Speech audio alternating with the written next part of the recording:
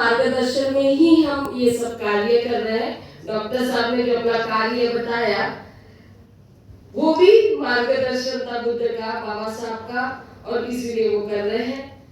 जो भी करेगा, जो सही कार्य जब जाता है लोगों का, बुद्ध का क्या है ना कि कहते हैं लोगों के लिए हितकारी होना चाहिए।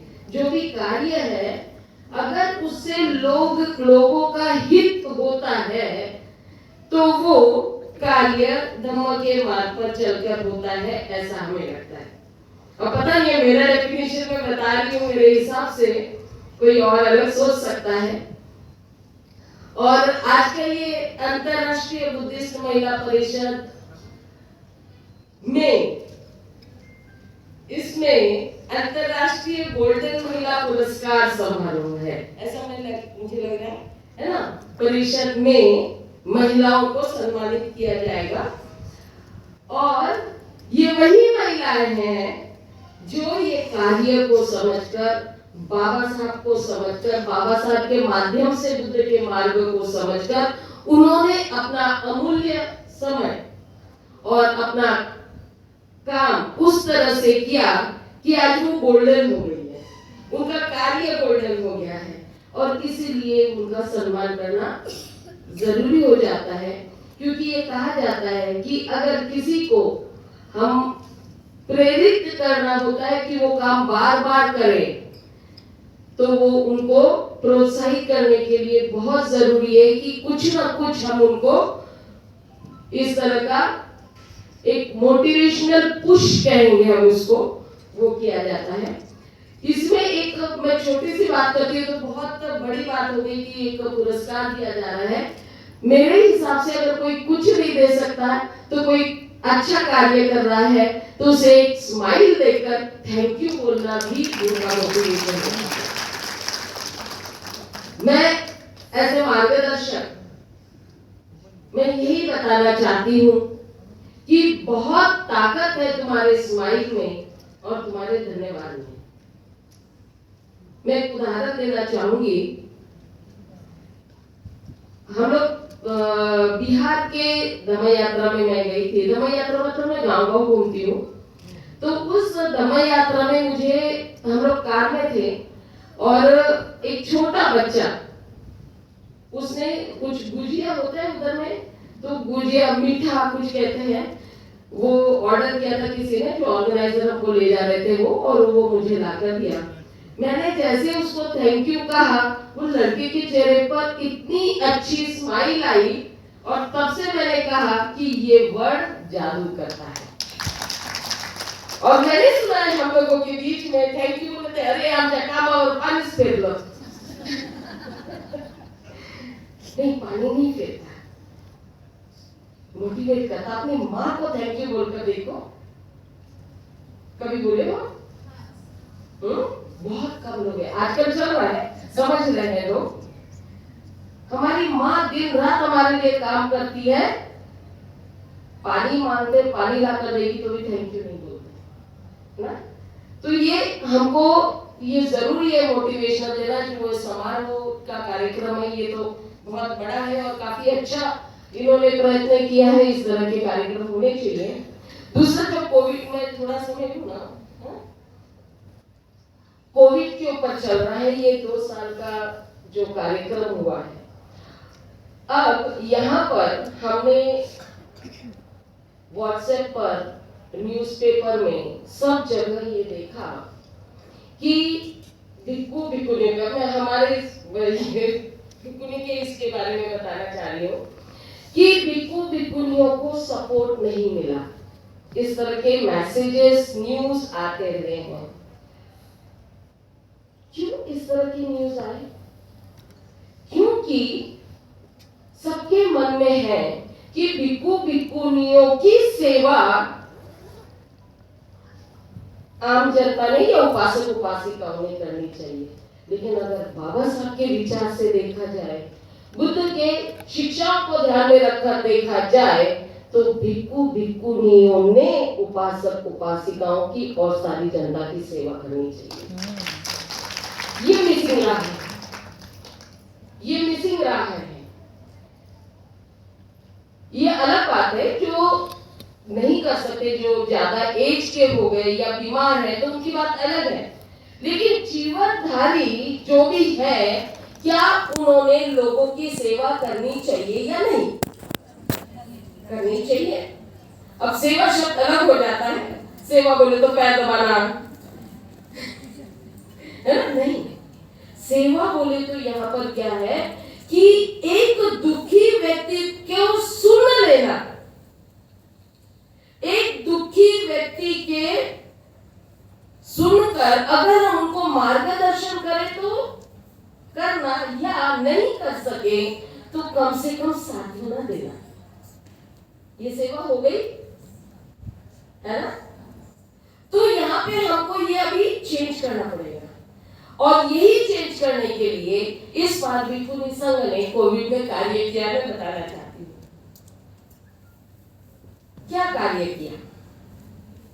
बहुत लोगों को मालूम नहीं है, क्योंकि हम लोग भिक्खु निसंग के कार्य को थोड़ा आगे नहीं लाया जाता है। एनीवे, कुछ और कारण हो सकते हैं, उसमें मुझे बोलना नहीं है, लेकिन फिर भी इतना मैं कहूंगी कि हमने देखा विहारों में बहुत से लोग, इन लोगों ने चावल, गेहूं, तेल, बहुत सारी जो खाने पीने की चीजें हैं वो लाकर दी है।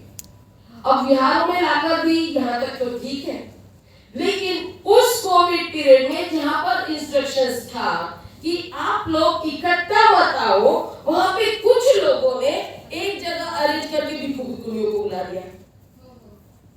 ये बहुत गलत काम हुआ है उस समय, और हमारे भिक्खु भिक्खुनियां भी उनको कैसे जाए, क्या करे, रिक्शा नहीं, कुछ नहीं, मैनेज करके किसी से बोलकर ऐसे करके वो लोग वहां गए और उन लोगों ने दान दिया। एनीवे, ये एक पार्ट हो गया।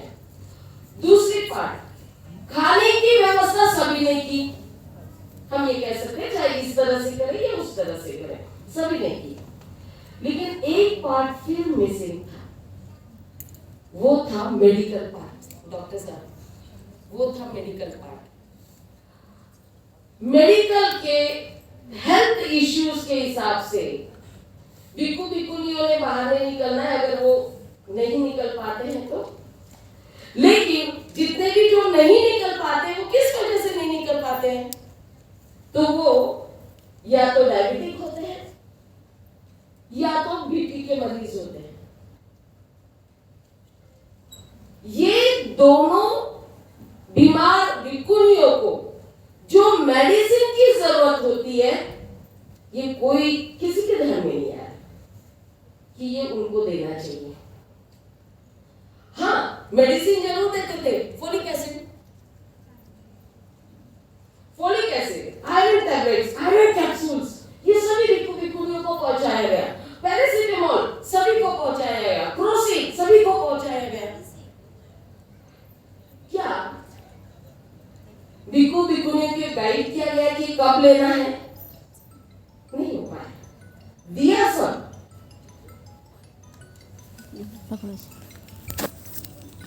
तो यहाँ पर जब मुझे पूछा गया तो मुझे लगा कि हमको अगर मदद करनी है तो हमें इस बात को ध्यान में देना पड़ेगा कि ऐसा ना हो वो कोविड से ना मरे, लेकिन दवाइयां एक तो गलत दवाइयां लेकर जाए या फिर बिना दवाइयों के मरे। क्योंकि मेडिकल स्टोर पास में होने के बाद में भी रिक्शा नहीं था जाने के लिए, लाने के लिए समय पर नहीं जा सकते थे। तो हमने कोशिश किया, कुछ लोगों से बात की, नागपुर की एक प्लेटफॉर्म टीम है, इन लोगों से हमने कहा कि आपके पास में यूथ का ग्रुप है, यूथ टीम है, तो आप अपने बच्चों को, उनको सब बिहारों के एड्रेस देकर, भिक्खुनियों के खास करके इन लोगों के एड्रेस दिए मैंने भिक्खुनियों के, और हमने कहा कि इनको फोन करके पूछो इनको कौन सी मेडिसिन की जरूरत है, और उस हिसाब से मेडिसिन उनके बिहार तक पहुंचनी चाहिए। और इस तरह पूरे 2 साल तक भिक्खुनियों के बिहारों में मेडिसिन पहुंची, थैंक्स टू प्लेटफॉर्म टीम जिन्होंने भिक्खु संघ का इस तरह से मदद की।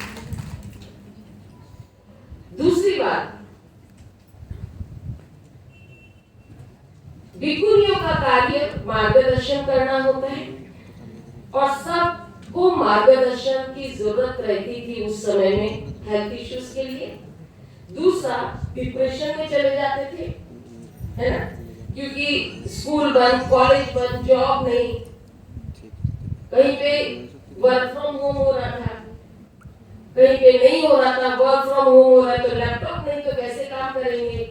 ये बहुत सारे इश्यूज थे जिनको सिर्फ ये बताना था, अनित्यता हो, समय परिवर्तित होते रहता है ना, बताना जरूरी है, क्योंकि हर समय एक साथ नहीं रहता है। तो हम लोगों ने कोशिश की कि ऑनलाइन क्लासेस करके बहुत से लोगों को हमने मोटिवेट करके उनके फ्रस्ट्रेशन से बाहर निकालने का प्रयास किया। तो मुझे ये लगता है, जैसे अभी हमारे संचालिका महोदय ने कहा था कि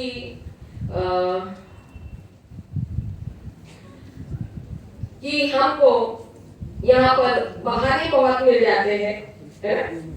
अगर काम नहीं करना हो तो बहाने बहुत मिल जाते हैं, और अगर काम करना हो तो रास्ते निकल आते हैं।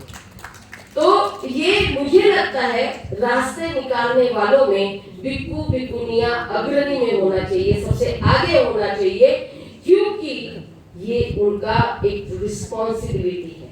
अगर ये हम इस तरह का कार्य नहीं कर सकते तो हमारे जीवन देने का कोई मतलब ही नहीं बनता है। आप जिसको भी जो भी मार्गदर्शन की जरूरत हो तो भिक्खु भिक्खुनी हमेशा तैयार रहना चाहिए मार्गदर्शन करने के लिए। तो मैं यहाँ पर ही रुकती हूँ, बस मुझे थोड़ा सा फिर मोटिवेट करना था आप लोगों को, और जो नए जो अवॉर्डीज हैं उन लोगों को बहुत बहुत कांग्रेचुलेट करना है, इसलिए मैं अपना थोड़ा समय लेकर बोली हूँ। सबको जय भीम, नमो बुद्धाय। धन्यवाद। तुमसे मार्गदर्शन